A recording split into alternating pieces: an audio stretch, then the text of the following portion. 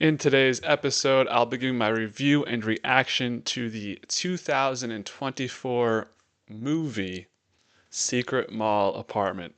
Let's get right into Secret Mall Apartment. Do something, man. People are questioning you. Shut up. Shut up.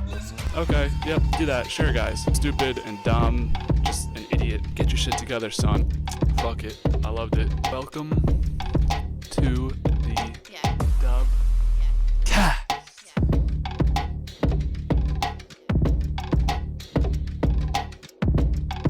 Now, I know what y'all saying. This isn't really a movie. But it's one of those weird gray areas. I did the review on Werewolf by Night, and that wasn't really a movie, but this was billed to me as a movie, so I'm going with it. It's classified as a documentary film, so there are aspects of this that is somewhat real, and it's mostly a documentary. It's not an actual movie, but I figured I'd do a review for it. Big reason why I was put on to this movie. This is a very small scale movie, probably the smallest scale movie I've ever reviewed on the channel. Well, that may not be true. But the reason I'm reviewing it is I mentioned in the past podcast, I am a resident of Rhode Island. So this is something that came across my desk, as people like to say, due to, me being in the state. I do make the trip, as I mentioned, the UFC pods to the Dave and Buster's that is located in the Providence Place Mall. Had kind of heard rumblings about this film, and just the idea of it's really cool. So I checked it out, and yeah, I mean, you're not going to know any of the stars of this movie. You're not going to know the director. At least I didn't know Jeremy Workman. I don't have any of his works in my history. And then the main stars of the movie are just the people that lived in the apartment. So I thought this was actually a very well done documentary slash movie. I'm going to call it a movie for moving forward. There were some parts that I will nitpick a little bit. Just most of the actual acting was pretty bad. Like, not bad, but it was just very awkward and weird scenes. But this was a much more intense than I imagined it to be when I was thinking about. Like, I thought this would just be like, it has a short runtime, hour 31 minutes. I thought it'd just be like, oh, they're gonna get this apartment and that's it, and they like live there and then they eventually get busted, right? Which is the storyline of what happens.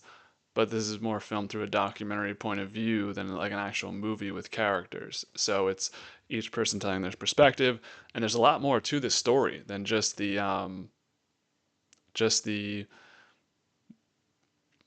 what's the word I'm looking for? Just them getting the apartment. There's a lot of stuff involving art. There's a lot of stuff involving the city of Providence that I didn't know about. So this is actually very educational. I'd recommend this to Rhode Island residents to check out. There is a short runtime on it, so it's not like you're gonna be like sitting there for 3 hours in a documentary. There's no episodes, it's just one straight go in this movie. um, but yeah, no, I thought this was actually really, really well done, and I'm actually very glad to have watched this. I have returned to Providence Place Mall, and I noticed that little spot. I'm not going to try and get into that spot. I'm sure they blocked it off, especially after the documentary came out. But this whole idea was very interesting, so I'm glad this kind of delivered, and it delivered in a different way than I thought it would, because I thought the most interesting part would be them living in the apartment, but that's not even like the most important part. Really, is the message and the themes throughout this movie. There's more going on. So let's dive right into my thoughts and reactions throughout this movie. So first, they introduce you to Providence Place Mall and the I don't know if this is the right word, communal impact, the impact on the community of the mall being built, and Fort Thunder, which, this wasn't the most riveting part to me. It was interesting. Like, I didn't know any of this stuff, and I don't live in Providence. I live in a different part of Rhode Island. I won't dox myself, but yeah, I mean, I didn't realize how much of an impact this Providence Place Mall had on the city, and it's kind of interesting to see how in today's age malls are dying out, and even just new news that the movie theater is changing hands in the Providence Place Mall. It is pretty busy in there when I do go in there, so I will say that it does look like, I think people want to say malls are dead, but then as soon as you go there for freaking past, like, well, I was even in there before Thanksgiving, but like, there's people in the mall, trust me. So I don't think malls are dying out. I think malls are really cool. I want to see the Mall of America. Um, I've been to a couple different malls in different places, and I always like the aesthetic of a mall. I don't know if maybe I'm old school with that, but it is upsetting to see how this kind of took the place of like sort of this revolutionary group that was doing their own thing at Fort Thunder. You know, that's not really my type of vibe of something I'd look to do. But to see them kind of just uproot that for the building of community, like building of not community, but the building of like what's the word I'm looking for? Commercialized structures. You know, that's kind of what sad to see that because you like to see like the stuff stay local, let people do their thing, and then it's kind of like that big idea of just everything becoming commercialized. You know, and I don't like to see nature commercialized. So when it was like kind of housing, it's kind of in that same ballpark of like people's houses were taken, the people's passion in Fort Thunder was taken. It was sad to watch that take place, and also easy to understand why the people in this movie kind of had this mindset of like fuck the establishment. Almost like it's more complicated than that, but like that's kind of part of the white reason why they want to do it, just to like fuck around, which I respect. So that was kind of the first part of it. The apartment initially is crazy, where they just go in there, and their group of friends slowly starts growing. So we learn a lot about Michael Townsend. He's the main person, and he's going to be the only one who was actually busted until this documentary came out. He was the only one who was like known to be a part of this secret mall apartment. People just thought he was there by himself, but no, there's a big group of eight people, not just guys. So I like this thing where like they randomly just start fucking around in the mall because they hate it. They sneak into the movies for free, and then they find this like apartment to live into, this space, like this little crevice that you'd never think would be there. And the way it was built is just like odd, so they were able to get a little spot in there. And this is where I thought I was going to get troublesome, where he's just telling more people about it. And when you think when those friends all get in there, they're going to be the ones to spread it. And then they're gonna tell the wrong person, etc. But this goes on for a while. So these group of eight were pretty reliable. I know he was teaching at RISD as well, so he was maybe teaching his students. They wouldn't want to get their teacher in trouble, stuff like that. I don't know. But to see some of the shit they're moving in and out of this apartment, it's very rigorous. You know, they're bringing up couches, and then the whole cinder block thing. What the like?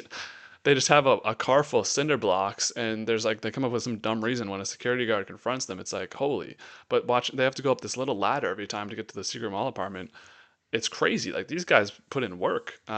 So that was amazing to see that kind of process. And the best part is they filmed it on this little shitty camera that they still have from like 2000. And so to see that kind of played back throughout the movie was awesome, to get like a first person perspective on what they were doing. And it really opens your eyes to like, holy, like this was crazy. This was the best part, was like the building of the apartment, seeing everything. Like we want this cabinet in here. So they just like put a like I would never want to lift that. I would get scared of heights like that. And I hate lifting stuff out of houses and couches and all that crap. But I damn sure want to live like just rot in there and have a good day. But yeah, it's gone. They did say it was pretty cold in there, so you know, bring your winter jackets, and it had no like sleeping arrangements. It was just a couch and like a sleeping bag maybe. But I really like the apartment aspect of this documentary, and also learning about Michael Townsend because he's all part of these other artworks that they're doing, like these little tape figures. I guess there was tape figures around the mall when this came out. I'm not sure if they're still there. I don't walk around the mall. I just go to Dave and Buster's, like I mentioned before. But they were able to help out in the Oklahoma bombings and do some things there.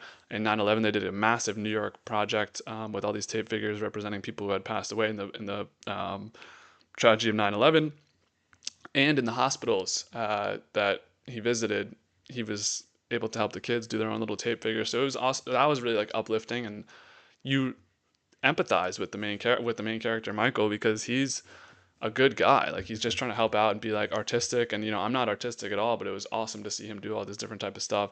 So I really liked Michael in this movie, and I really liked like the other stuff they did. Like most of the movie I thought was pretty cool, like the apartment, the artwork stuff, and them trying to help out. Like they would meet in the secret mall apartment and plan to help these people out in these different cities. So I really liked that aspect as well.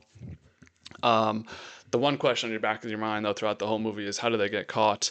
And then so I guess randomly security guards just came in the first time and then don't do anything about it.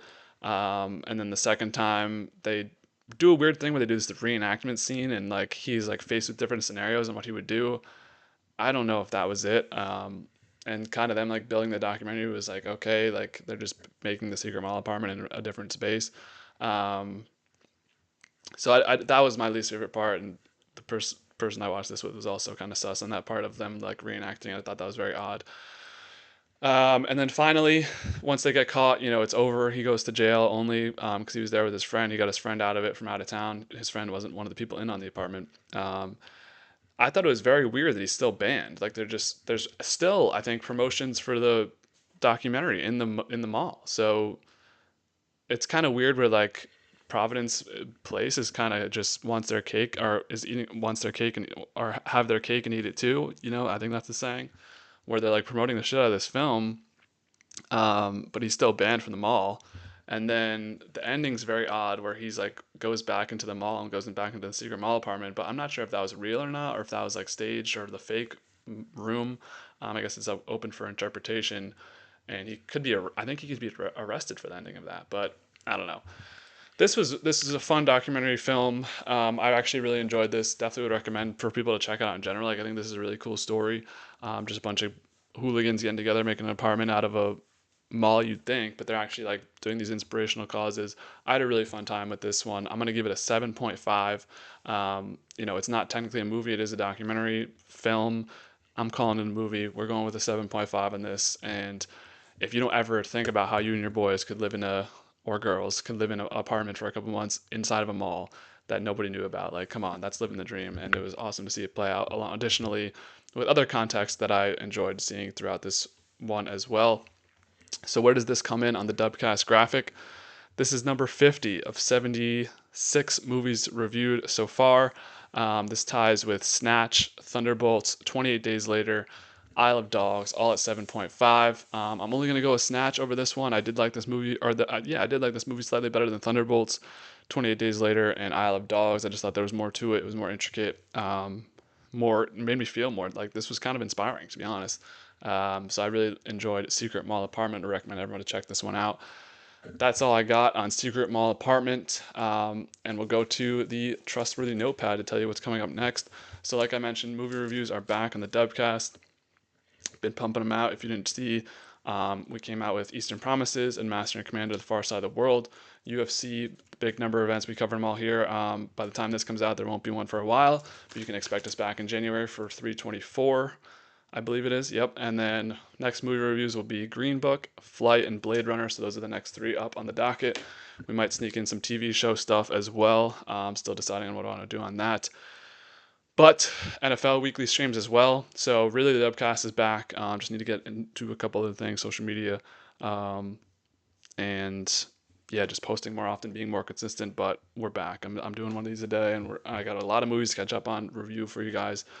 So let me know down below in the comments if you appreciated this review, if you liked this movie, what did you think of this movie when you watched it. I thought it was a good time, and I definitely want to recommend it to people out there. Even though 7.5 may seem low, it's a documentary, so I'm not going to be able to like over the moon about it, But that's my thoughts. Let me know your thoughts down below. If there's anything you have for me to improve these types of movie reviews, please let me know down below in the comments. I'm open to criticisms. I'm open to saying, that was good, keep doing that part or whatever. I need to improve. We got to get to 100 subs. That's the goal. And then shit's changing. I already got the new laptop, but maybe we get a green screen. Maybe we get, some modifications, some enhancements, as some would say. So let me know down below. And subscribe if you want to. And I'll leave you with that, as always. Thumb needs to go a little higher. Be easy, y'all.